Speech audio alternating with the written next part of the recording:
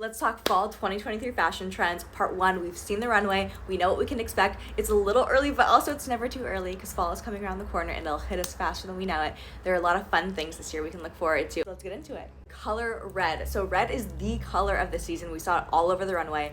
Every fashion girly, every fashion person's talking about it right now.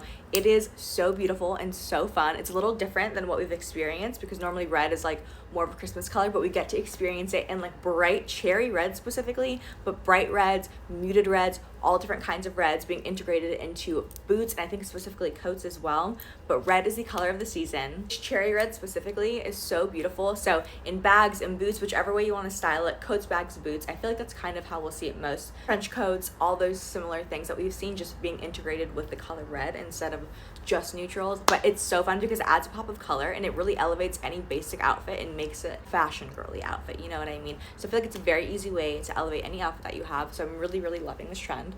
Another example of how you can wear it, this is like a very blurry picture, but you could do it in a blazer, a faux leather blazer. I think there are a lot of fun options for this. If you're not down for the bright cherry red, you could do like a brown with a little tint of red into it, and that's a good way to incorporate that into your style. Another color we have are more olive greens. So this kind of green, the basic olive green that we've kind of seen, I think that sage green will continue to trickle on, but just a lot of greens. Again, this is a little more muted, a little more neutral, but this right here, exactly, I feel like will be a huge trend along with the jackets, which I'll talk about in the next part. But this olive green as well as this yellow, a lot of different forms of this yellow, but along the same line, same yellow, different fonts.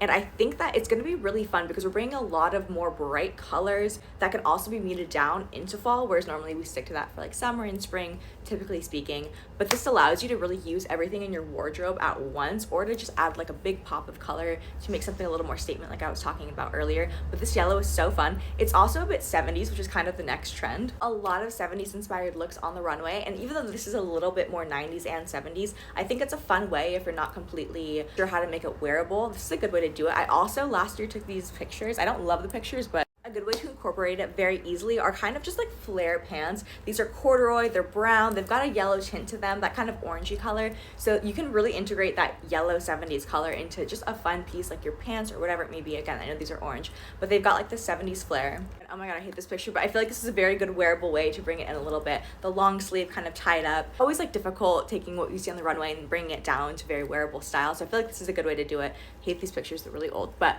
70s inspired outfits. There's so much more, so I'm gonna take this and go to a part two.